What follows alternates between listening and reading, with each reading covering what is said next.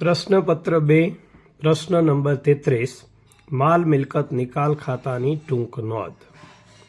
તો પહેલાં માલ મિલકત નિકાલ ખાતાનો અર્થ સમજવાનો કે પેઢીના વિસર્જન સમયે પેઢીની મિલકતો અને દેવાના નિકાલની હિસાબી અસરો આપવા માટે તૈયાર કરવામાં આવતું ખાતું એટલે માલ મિલકત નિકાલ ખાતું। આ પ્રશ્ન એક વાક્યમાં પણ પૂછાઈ શકે છે। માલ મિલકત ખાતાનું બીજું નામ સંપાદન ખાતું એટલે કે માલ મિલકત નિકાલ ખાતાને સંપાદન ખાતા તરીકે પણ ઓળખવામાં આવે છે। આ પણ MCQ અને ટૂંકા પ્રશ્નમાં પૂછાય છે। ભાગીદારી પેઢીના વિસર્જન સમયે ચોપડા બંધ કરવા માટે રોકડ કે બેંક ખાતા સિવાયની મિલકતો અને દેવાના ખાતા બંધ કરી માલ મિલકત નિકાલ ખાતે તેની ચોપડે કિંમતે લઈ જવામાં આવે છે। ત્યારબાદ મિલકતોની ઉપજની રકમ રોકડ ખાતે ઉધારી માલ મિલકત નિકાલ ખાતે જમા કરવામાં આવે। એટલે કે મિલકત વેચવામાં આવે તો રોકડ આવે એટલે ઉધાર અને તે માલ મિલકત નિકાલ ખાતે શું કરવામાં આવે? જમા। એ જ રીતે દેવાની જ્યારે ચૂકવણી કરવામાં આવે ત્યારે માલ મિલકત નિકાલ ખાતે ઉધારી રોકડ ખાતે જમા કરવામાં આવે કારણ કે રોકડ જાય છે। માલ મિલકત નિકાલ ખાતામાં આવતો તફાવત એટલે કે જ્યારે આપણે માલ મિલકત નિકાલ ખાતું બંધ કરીએ ત્યારે માલ મિલકત નિકાલ ખાતાનો નફો અથવા નુકસાન હશે। તો જમા બાજુ સરવાળો વધારે હશે તો ઉધાર બાજુ તફાવતને નફો કહેવાશે। ઉધાર બાજુ સરવાળો વધારે હશે તો જમા બાજુના તફાવતને નુકસાન કહેવાશે। આ તફાવત ભાગીદારો વચ્ચે તેમના નફા નુકસાનની વહેંચણીના પ્રમાણમાં ફાળવી આપવામાં આવશે। નફો તેમના મૂડી ખાતે જમા થશે કારણ કે માલ મિલકત નિકાલ ખાતે ઉધાર છે એટલે મૂડી ખાતે જમા, અને ખોટ હશે એટલે કે નુકસાન હશે તો તેમના મૂડી ખાતે ઉધાર અને માલ મિલકત નિકાલ ખાતે જમા। ઉપર મુજબ વિસર્જનની હિસાબી અસરો આપવા માટે માલ મિલકત નિકાલ ખાતું તૈયાર થાય છે। માલ મિલકત નિકાલ ખાતાના નફા કે નુકસાનની વહેંચણી હંમેશા ભાગીદારો વચ્ચે થાય છે, તેથી તે ઉપજ ખર્ચ ખાતાના એક પ્રકાર તરીકે ઓળખવામાં આવે છે। તો MCQ કે ટૂંકા પ્રશ્નમાં પણ પૂછાઈ શકે કે માલ મિલકત નિકાલ ખાતાનો પ્રકાર કયો? તો ઓપ્શન આવશે ઉપજ ખર્ચ ખાતું। દાખલા નંબર 34 નીચેના વ્યવહારોની પેઢીના વિસર્જનના સંજોગોમાં થતી આમનોંધ લખો। ભાગીદારી પેઢીના આવકવેરાની જવાબદારી ₹35,000 ચૂકવવાની થઈ જે ચોપડે નોંધેલી નથી। આ દાખલો વિસર્જન ચેપ્ટરનો છે અને આવકવેરાની જવાબદારી ચોપડે નોંધેલી નથી એટલે અહીંયા જૂના પાકા સરવૈયાની નોંધ થશે નહીં, ફક્ત આવકવેરાની જવાબદારી ચૂકવવાની થઈ એની જ આપણે આમનોંધ કરવાની રહેશે। તો જ્યારે ચૂકવવાનું છે તો રોકડ જાય છે એટલે રોકડ ખાતે જમા થશે અને વિસર્જનમાં આપણું મુખ્ય ખાતું બને છે માલ મિલકત નિકાલ ખાતું, જેનું બીજું નામ છે સંપાદન ખાતું। તો અહીંયા આપણે એની આમનોંધ કરીશું માલ મિલકત નિકાલ ખાતે ઉધાર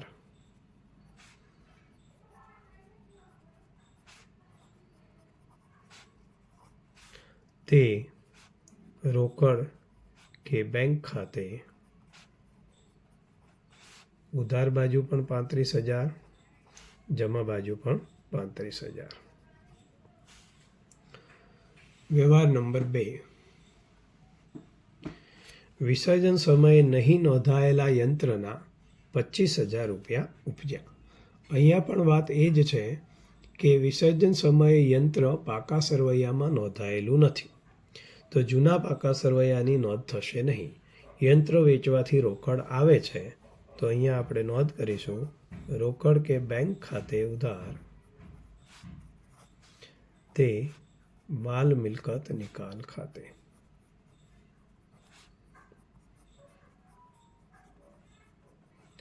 ઉધાર 25,000, જમા પણ 25,000। ત્રીજો વ્યવહાર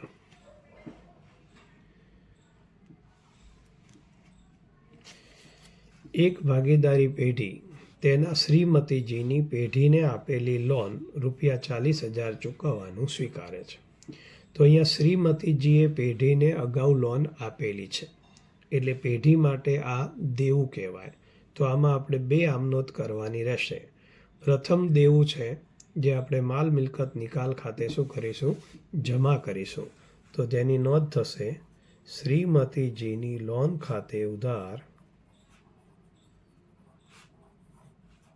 તે માલ મિલકત નિકાલ ખાતે.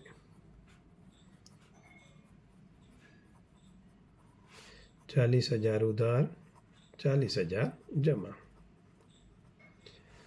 હવે આ દેવું ચૂકવવાનું કોણ સ્વીકારે છે? ભાગીદાર. તો જ્યારે ભાગીદાર આ દેવું ચૂકવવાનું સ્વીકારે છે એનો મતલબ કે દેવું રોકડમાં ચૂકવવામાં આવતું નથી. તો માલ મિલકત નિકાલ ખાતે જે 40 જમા કર્યા છે એ પાછા આપણે ઉધાર કરીશું. તો માલ મિલકત નિકાલ ખાતે ઉધાર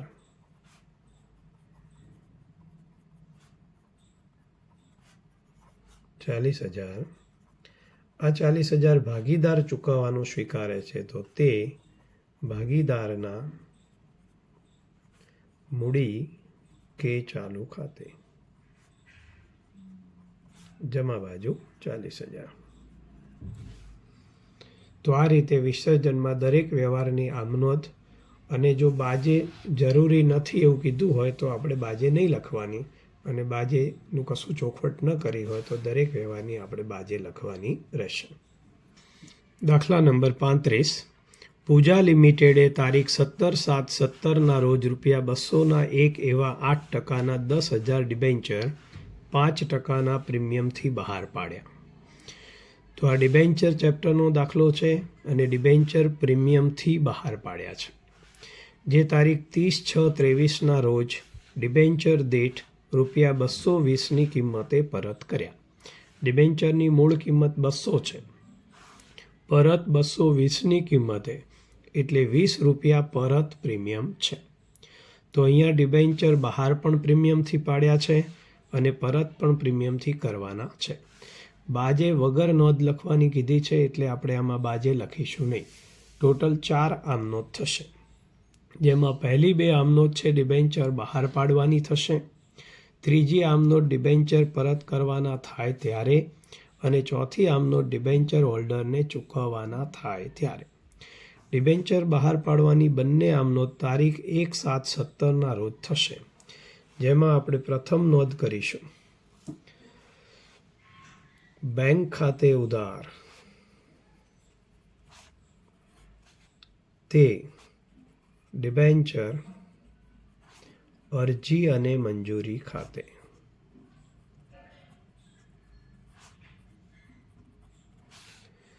આપણે ડિબેન્ચર બહાર પાડ્યા છે 10,000. ₹200નો મૂળ ભાવ છે અને એના 5% પ્રીમિયમ છે. તો ડિબેન્ચરનું પ્રીમિયમ સાથેની રકમ એટલે 200 + 5% બરાબર ₹210 આપણને મળશે. તો આપણે 10,000 × 210 કરીશું. 4 અને 1 5 મીંડા 21 પાછળ લખાવીશું એટલે ₹21 લાખ થશે. તો બેંક ખાતે ઉધાર 21 લાખ, તે ડિબેન્ચર અરજી અને મંજૂરી ખાતે જમા ₹21 લાખ. હવે આપણે આ ડિબેન્ચરના નાણાં અરજીના જે મળ્યા, આ અરજીને આપણે હવે મંજૂર કરીશું. તો એની જ્યારે આપણે બીજી આમનોંધ કરીશું તો ડિબેન્ચર અરજી અને મંજૂરી હાલ જે આપણે જમા કરી છે એને આપણે પાછી ઉધાર કરીશું. અહીંયા વિશેષ ધ્યાન એ રાખવાનું છે કે પરત આપણે ₹220ના ભાવે કરી રહ્યા છીએ, એટલે જે ₹20 છે જે ડિબેન્ચર પરત પ્રીમિયમ છે, અને જ્યારે આપણે ડિબેન્ચર પ્રીમિયમથી પરત કરી રહ્યા છીએ તો ડિબેન્ચર પરત કરતાં થયેલ નુકસાન એ પણ આપણે આમનોંધ નંબર 2માં ઉધાર કરીશું. તો પ્રથમ આપણે આમનોંધ લખી દઈએ, ત્યારબાદ એની રકમને સમજીશું. તો આમનોંધ નંબર 2 થશે ડિબેન્ચર અરજી અને મંજૂરી ખાતે ઉધાર.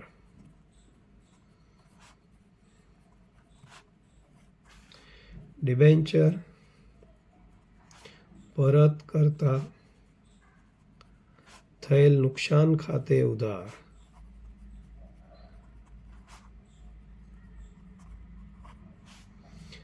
તે કેટલા ટકાના ડિબેન્ચર છે? 8%. તો તે 8%ના ડિબેન્ચર ખાતે 5% પ્રીમિયમથી આપણે બહાર પાડ્યા છે. તો તે ડિબેન્ચર પ્રીમિયમ અનામત ખાતે. અહીંયા ડિબેન્ચર પ્રીમિયમ અનામત લખો કે જામીનગીરી પ્રીમિયમ અનામત લખો, જે લખવું હોય તે લખી શકાય. અને તે ડિબેન્ચર પરત પ્રીમિયમ ખાતે. સૌથી પહેલાં ડિબેન્ચર અરજી અને મંજૂરી ખાતે ઉધાર. તો આપણે જમા કેટલા કર્યા છે?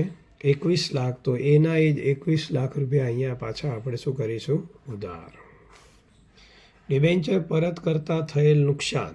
તો આપણે જે 10,000 ડિબેન્ચર બહાર પાડ્યા છે એમાં આપણે 200ની જગ્યાએ 220 પરત કરી રહ્યા છીએ. તો વધારાના 20 રૂપિયા નુકસાન છે. તો 10,000ના 4 મીંડા અને 5 મીંડા આગળ બગડો લખાવીશું એટલે 2 લાખ રૂપિયા આપણું નુકસાન થયું છે. તો 21 અને 2 ટોટલ 23 લાખ રૂપિયા આપણે ઉધાર કર્યા છે. તો આપણે 23 લાખ રૂપિયા જમા કરવા પડશે.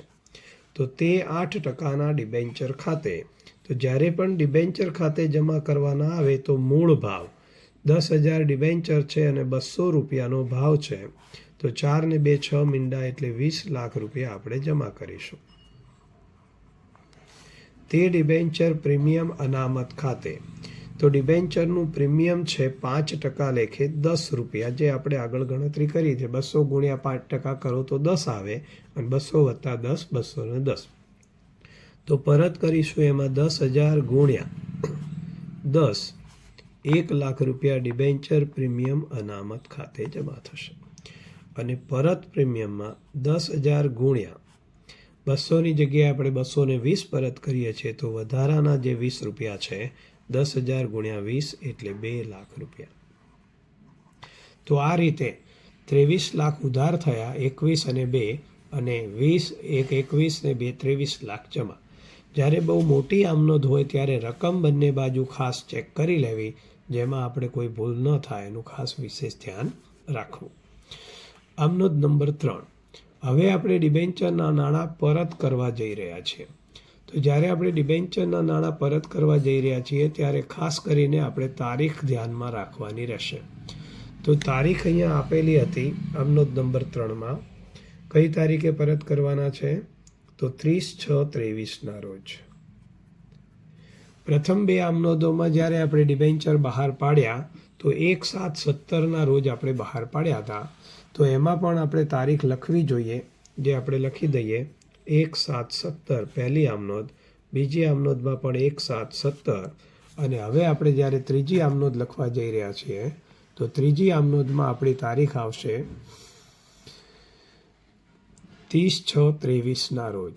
તો 30/6/23ના રોજ પરત કરીએ ત્યારે આપણે ઉપરની આમનોંધને થોડુંક ધ્યાનમાં લઈશું. ઉપરની આમનોંધમાં જે આપણે ડિબેન્ચર જમા કર્યા છે એ આપણે પાછા ઉધાર કરીશું. પ્રીમિયમ અનામતને ઉધાર નથી કરવાનું, પણ ડિબેન્ચર પરત પ્રીમિયમ છે આમાં ઉધાર થશે. તો આપણી ત્રીજી આમનોંધ થશે 8%ના ડિબેન્ચર ખાતે ઉધાર 20 લાખ રૂપિયા.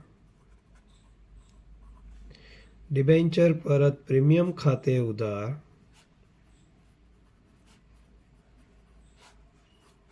2 લાખ રૂપિયા.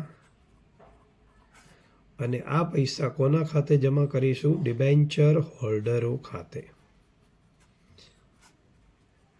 કારણ કે ડિબેન્ચરના નાણાં આપણે કોને પરત કરવાના છે? ડિબેન્ચર હોલ્ડરને. એટલે ડિબેન્ચર હોલ્ડર ખાતે જમા થશે 22 લાખ રૂપિયા. ત્યારબાદ આપણે ચોથી આમનોંધ લખીશું તારીખ 30/6/23. એની એ જ તારીખે આ ડિબેન્ચર હોલ્ડરને આપણે નાણાં ચૂકવવા છે. તો આપણે નોંધ કરીશું ડિબેન્ચર હોલ્ડર ખાતે ઉધાર. ડિબેન્ચર હોલ્ડરો ખાતે ઉધાર 22 લાખ રૂપિયા. તે બેંક ખાતે 22 લાખ રૂપિયા. તો આ રીતે ડિબેન્ચરની અંદર ડિબેન્ચરના નાણાં પ્રીમિયમથી પરત કરવાના હોય કે મૂળ કિંમતે પરત કરવાના હોય, મૂળ કિંમતે બહાર પાડ્યા હોય, પ્રીમિયમથી બહાર પાડ્યા હોય કે વટાવથી, ટોટલ 4 આમનો જ થશે. પ્રશ્ન નંબર 36 છે, ડિબેન્ચર બહાર પાડવા અંગેની વિધિ. 1. કંપની જ્યારે ડિબેન્ચર બહાર પાડવાનું નક્કી કરે ત્યારે કંપનીના ડિરેક્ટર્સ દ્વારા તેમની બોર્ડ ઓફ ડિરેક્ટર્સની સભામાં ડિબેન્ચર બહાર પાડવા અંગે ઠરાવ પસાર કરે છે. આ ઠરાવમાં ડિબેન્ચરની સંખ્યા, ડિબેન્ચર દીઠ રકમ તેમજ ડિબેન્ચર ઇસ્યુની કુલ રકમ, તેના પર વ્યાજનો દર, ડિબેન્ચર પરત કરવાની મુદત તેમજ ડિબેન્ચરને લગતી અન્ય શરતો નક્કી કરવામાં આવે છે. નંબર 2. ડિબેન્ચર બહાર પાડતી વખતે કંપની ધારાની તેમજ સેબીની જોગવાઈઓનું પાલન કરવું પડે છે. કંપનીએ જાહેર પ્રજાને ડિબેન્ચર ખરીદવા અંગે આમંત્રણ આપવા માટે યોગ્ય માહિતી સાથેનું વિજ્ઞાપનપત્ર અથવા વિજ્ઞાપનપત્રના બદલાનું નિવેદન બહાર પાડવું પડે છે. 3. ઇક્વિટી શેર બહાર પાડવાની વિધિ જેવી જ વિધિ ડિબેન્ચર બહાર પાડવા અંગેની છે. કંપનીએ જાહેર જનતાને ડિબેન્ચર ખરીદવા માટે એક અલગ અરજીપત્રક તૈયાર કરવું પડે છે. 4. અરજી દ્વારા મળેલ ડિબેન્ચરની સંખ્યાની સામે જેટલા ડિબેન્ચર બહાર પાડ્યા હશે એટલા જ ડિબેન્ચર મંજૂર કરવામાં આવશે. આ માટે કંપનીએ કોઈ પણ શિડ્યુઅલ બેંકમાં અલગ ખાતું ખોલાવવું પડશે. 5. કંપની ધારા 2013ના નિયમ પ્રમાણે ઓછામાં ઓછું 90% ભરણું ભરાવવું જરૂરી છે. 6. કંપની ડિબેન્ચર પર એક સાથે અરજી વખતે અથવા હપ્તે હપ્તે નાણાં મંગાવી શકે છે. આમાં આપણે વધુમાં વધુ 6 પોઈન્ટ લખીએ તો ચાલે. બુકમાં ટોટલ 8 પોઈન્ટ આપ્યા છે તો બાકીના 2 પોઈન્ટ પણ આપણે સમજી લઈએ છીએ. 7. ડિબેન્ચર જાહેર ભરણા દ્વારા બહાર પાડવામાં આવે ત્યારે તેના પર મળેલા નાણાં શિડ્યુઅલ બેંકમાં એક અલગ ખાતામાં રાખવામાં આવે છે. આમ શેર ભરણાની જેમ ડિબેન્ચર ભરણા વખતે અરજી પર મળેલા નાણાં સીધા બેંકમાં જ રાખવામાં આવે છે. ભરણું બંધ થયા પછી જે અરજદારોને ડિબેન્ચર મંજૂર કર્યા હોય એમને મંજૂરી પત્ર મોકલવામાં આવે છે અને જે અરજદારોને ડિબેન્ચર ના મંજૂર કર્યા હોય તેમને ડિબેન્ચર અરજીના નાણાં પરત કરવામાં આવે છે. 8. ડિબેન્ચર મૂળ કિંમતે પ્રીમિયમથી કે વટાવથી બહાર પાડી શકાય છે. સ્વેટ ઇક્વિટી શેર સિવાય શેર વટાવથી બહાર પાડી શકાતા નથી, પરંતુ ડિબેન્ચર વટાવથી બહાર પાડી શકાય છે. પ્રીમિયમ અને વટાવનો દર ડિરેક્ટર્સ દ્વારા નક્કી કરવામાં આવે છે.